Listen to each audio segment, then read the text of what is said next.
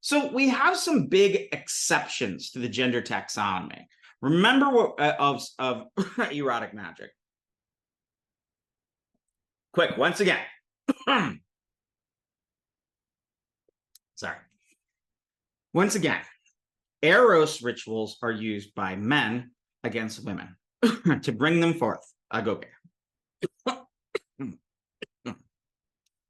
Philia rituals are used by women against men, by social inferiors towards social graders, in order to exhibit goodwill or magnanimousness, to control anger, to control sexual desire.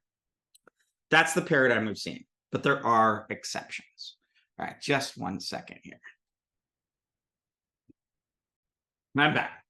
And we will actually see men using Eros rituals against women and women using Eros rituals against men, and some evidence of Eros rituals being used by men against other men.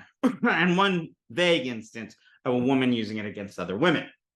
Okay, so supposedly Eros by man, woman by philia, but there are these exceptions.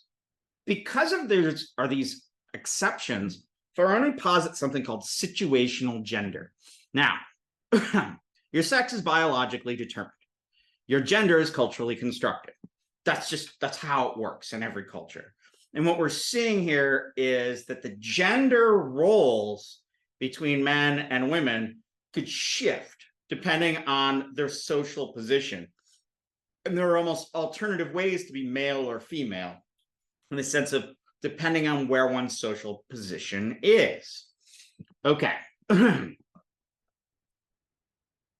right, so gender, you need to kind of see here that is mapped onto social positions.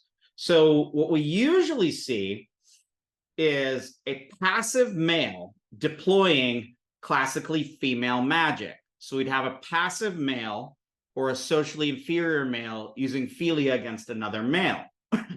But this whole male thing is a little confusing. We got to learn some Greek words here. Erastes is the one who penetrates in the sexual act, the active lover. The eromenos is the one who is penetrated, the beloved. And I'm going to use these terms mostly on male-male, talking about male-male encounters, but they would work just as well on male-female. The penetrator and the penetrated.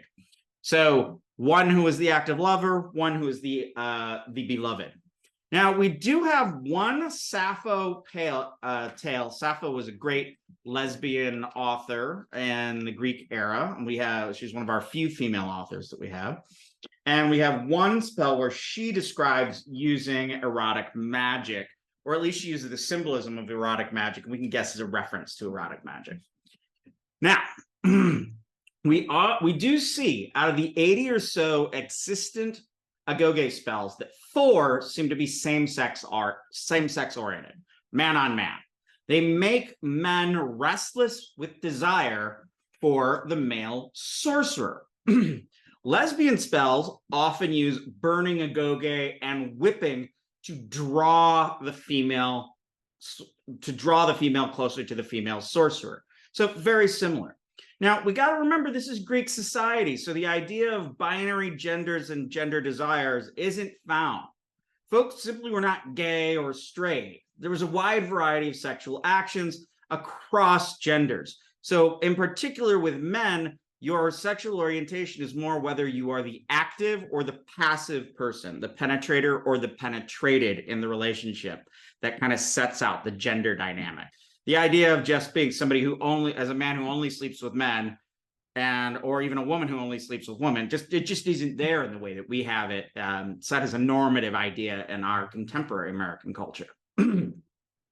Okay, Faroni does make this interesting argument that maybe there's a lot fewer spells that we see about erotic magic because people of same sexes had easy access to one another. And really the difficulties around getting access to another person and the need for erotic magic is to outwit the tensions of other males' domination. Because, the lady of your desire, if you are a male, is owned by her husband or her father. for the most part, the father. Okay. So love magic is about overcoming the ownership of a woman by another man. And Ferrone argues that some of these same-sex spells would have only been used in very special circumstances in which a couple couldn't easily meet in their home, at the gymnasium, at the baths. All right, so special circumstances. We do have evidence of women afflicting men, and this suggests female sexual agency. So 7 of these spells are extant, and you can find a footnote on page 149, footnote 64, about 5 or 6 of these, but I'll read a couple of them to you. So from the PGM, which is the Greek magical papyri, I shall bind you, Nilos, with great evils, and you will love me, Capitolina. You will forget your parents, your children, your friends. Ooh, scary.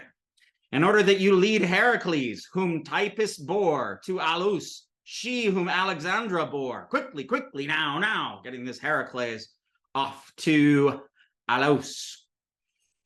And just as Typhon is the enemy of Helios, and Helios burns him, so too burn the Suke, which is a euphemism for genitalia, and heart of Eutuches, he whom Zosime bore for her area. Now, quickly, quickly. So now, quickly, quickly. That lets you get a go-get kind of attitude.